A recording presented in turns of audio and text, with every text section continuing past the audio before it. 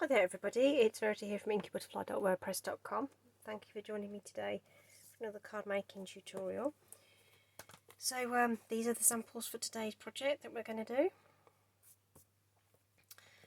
This features, so the main focus of this is the designer series paper. I don't use a lot of designer series paper, I like to use the other products, but for those of you out there who do like the pattern paper to do some of the lead work in your card making, here's a little idea for you. And what I've actually done is embossed over the paper. So my first attempt, this is the Artistry Blooms paper by the way, I actually used clear embossing, so you can probably see that reflecting in there a little bit. And then on this one I switched to white, and I think the white does have quite a bit more impact. But apart from that, it's just DSP, sentiment stuck on, and a couple of gems really. Okay, so that's those two papers, which are kind of these two, and different portions of them. So you can get 6 card fronts from one sheet of 12 by 12 designer series paper. Cut it across the middle and then into thirds. But I thought it'd be fun to have a look at what we can do with the other side as well, using the same technique. Okay, so we'll just put those to one side somewhere where I'm not going to get them in the way. There we are, that's it. Okay, I think I prefer that one that way up. Which way up should we have this one? That way? Yeah, that way.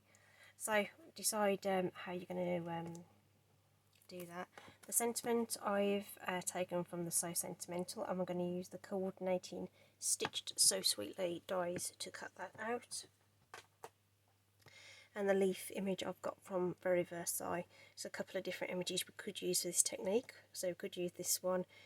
Have a look in your stash, see what you could do in terms of mixing this up and seeing what other images we can come up with to use for this. Okay, so what I'm going to use the same stamp just for consistency, so we can do some compare and contrast. And we're going to use the clear Versamark ink, which is this sort of clear sticky ink. Oops, daisy.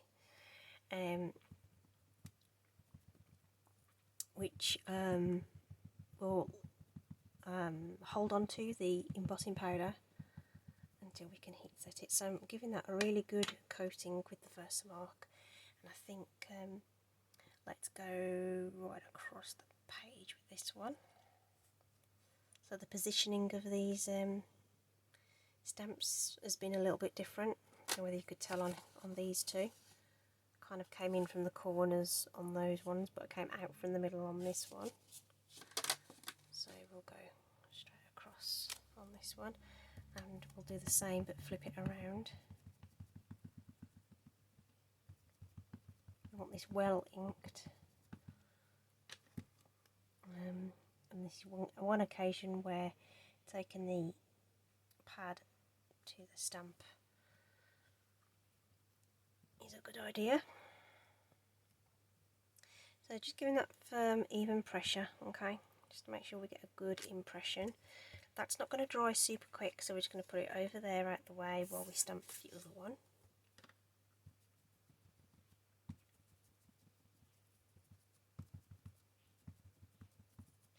And what should we do with this one? Should we come in from the other corner on this one?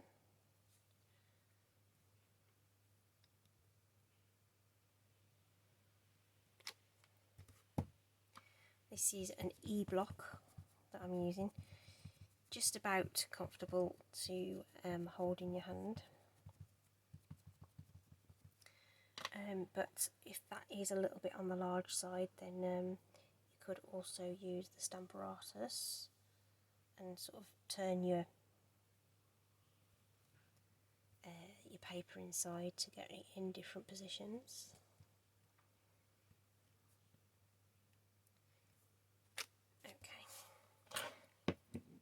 So I'm just going to bring in this handy dandy tray to catch my powder. This is white embossing powder, and we'll get that sprinkled over the top of here.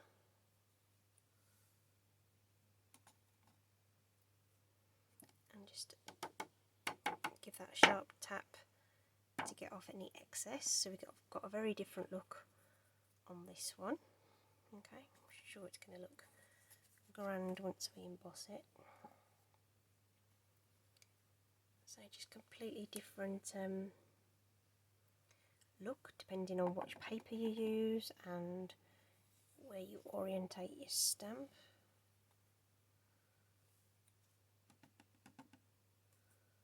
Okay. Could have used if you were looking for leaves, Forever Fern might be a good good one. I don't know whether to put, shall I put another one in the corner there? That corner just looks a little bit unloved there, doesn't it?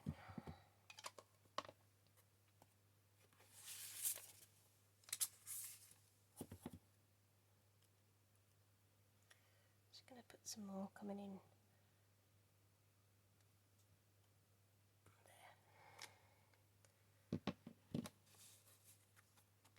Just feel like we had a bit of a void there.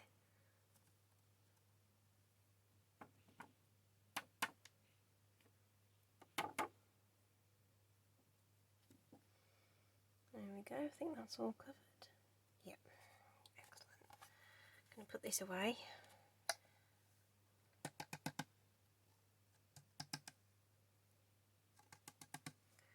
And then we can apply some heat to those papers with our heat tool.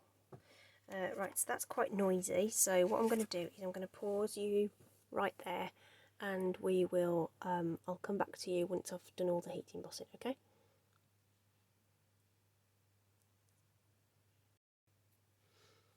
Okay, so here we are back again with the with these toppers, and say I've applied all the heat to those, so they're ready to put onto our card bases. We're just going to use white card bases. Okay, I've already cut and scored, so we'll just get those prepped. Ready.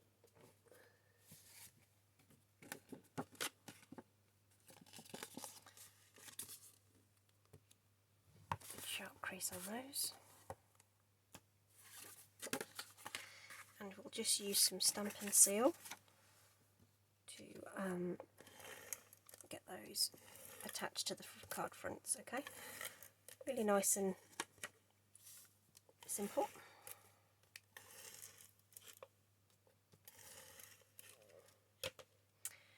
So the paper has sort of gone, has warped slightly under the heat, but once we stick it down, that will straighten itself out.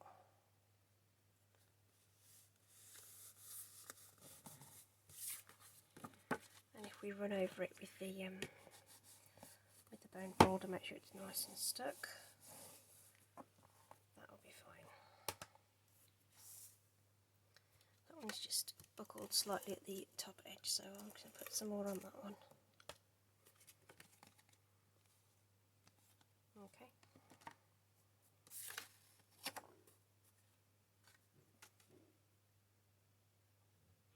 And we'll put this one here.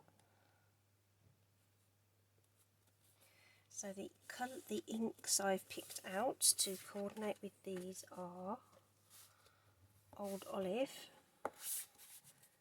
and Calypso Coral, actually, which are both colours I don't use tremendously often. But you can see they're quite tonal with those. Okay, so we'll just get some cardstock and get the sentiments stamped. Just light tapping on your ink pad, straight down, press firmly and up. That'll wipe off before going into the other colour.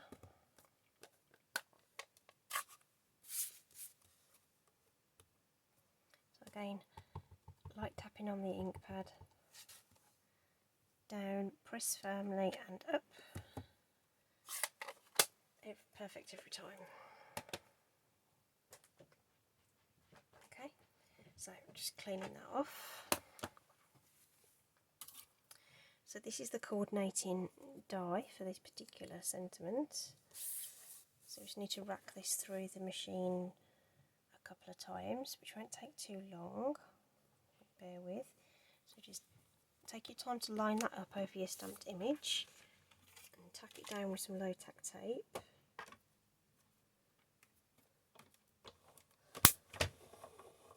So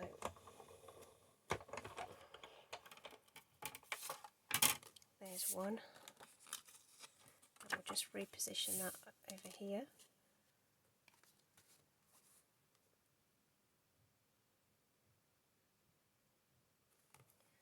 This one.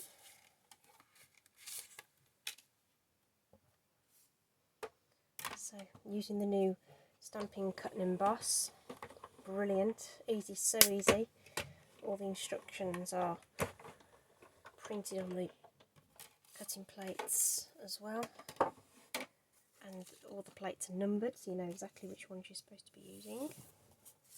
So there we are, those two sentiments beautifully die cut, which we're just going to put a couple of dimensionals on the back of, because otherwise it's a very flat card. If you're looking for flat cards for going in the post, then you could have obviously stick those down flat, but I like to have a bit of dimension onto the cards.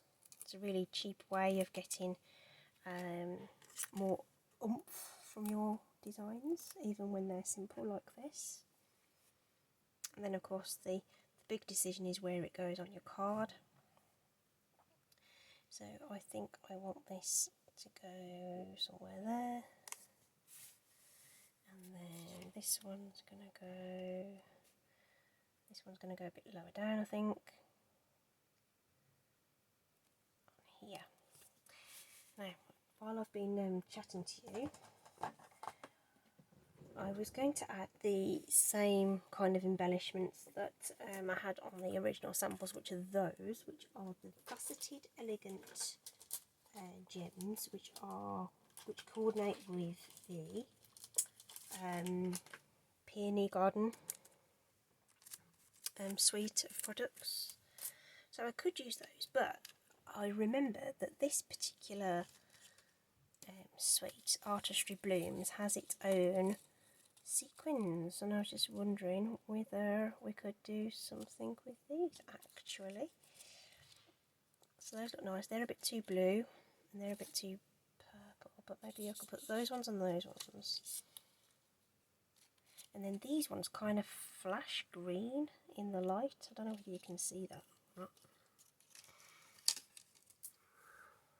Okay, so just for something else, something different, still going to take my pick tool to get them off there then. Really nice and easy to do with this tool. So that's cute, right? We'll have two more little ones. Odd numbers being our friend. Yeah, that looks cool. Adds a bit of wow, doesn't it? So these ones just have this kind of they're the sort of shine green as well in the background. Oops, that one's landed on top of that one. There we are. Got it.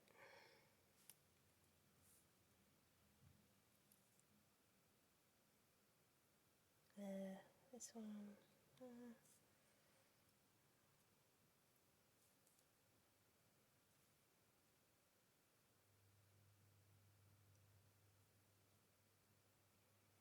Oh man, placing gems is sometimes a real pain. Shouldn't have put that one there, I don't think.